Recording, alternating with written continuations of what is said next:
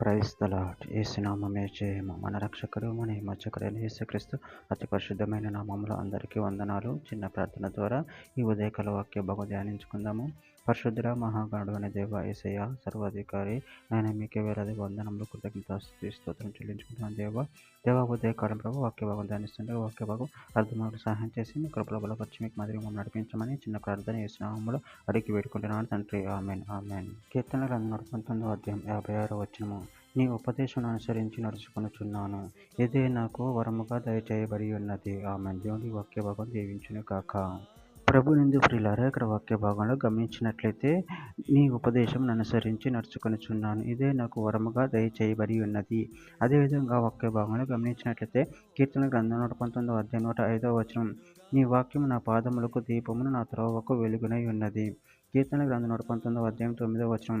యవ్వనస్తులు దేని చేత తమ నడత శుద్ధి పరుచుకొందురు, నీ వాక్యమును బట్టి దానిని జాగ్రత్తగా చూచుకున్నట్టు చేతనే కదా. యెషయా గ్రంథం 40వ అధ్యాయం 8వ వచనం. గడ్డి ఎండిపోవును, దాని పువ్వు వాడిపోవును, మన దేవుని వాక్యం నిత్యము నిలుచును.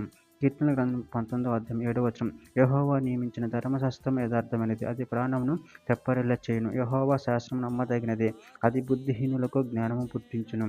మత్తయి సువార్త 7వ అధ్యాయం 24వ వచనం. కాబట్టి నా మాటలు విని వాటి చొప్పున చేయి ప్రతివాడును బండ మీద తన ఇల్లు కట్టుకొనిన బుద్ధిమంతుని పోలి ఉండును. లూకా సువార్త 9వ అధ్యాయం 23వ వచనం. మరియు ఆయన అందరితో ఇట్లా నేను, ఎవడైనా నన్ను వెంబడింపగోరిన యెడల తను ఉపేక్షించుకొని ప్రతిదినం తన సిలువనెత్తుకొని నన్ను వెంబడింపవలెను. యోహాను రాసిన మొదటి పత్రిక 5వ అధ్యాయం 3వ వచనం. మనం ఆయన ఆజ్ఞలను గైకొనుటే దేవుని ప్రేమించుట. ఆయన ఆజ్ఞలు భారమైనవి కావు. యోహాను సువార్త 14వ అధ్యాయం 15వ వచనం. మీరు నన్ను ప్రేమించిన యెడల నా ఆజ్ఞలను గైకొందురు. యోహాను సువార్త 14వ అధ్యాయం 21వ వచనం. నా ఆజ్ఞలను అంగీకరించి వాటిని గైకొని వాడే నన్ను ప్రేమించువాడు. నన్ను ప్రేమించువాడు నా తండ్రి వలన ప్రేమింపబడును. నేను వాని ప్రేమించి వానికి నన్ను కనపరుచుకొందునని చెప్పెను. చివరిగా ఒక మాట.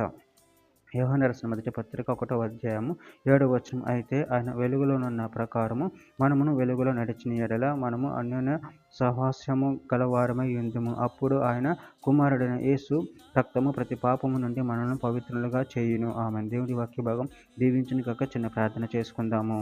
పరిశుద్ధుడా ప్రేమగల దేవేశైనా మీరు ఇచ్చిన వాక్య ధ్యానాన్ని బట్టి ప్రభు కృతజ్ఞతలు చెల్లించుకుంటాను తండ్రి.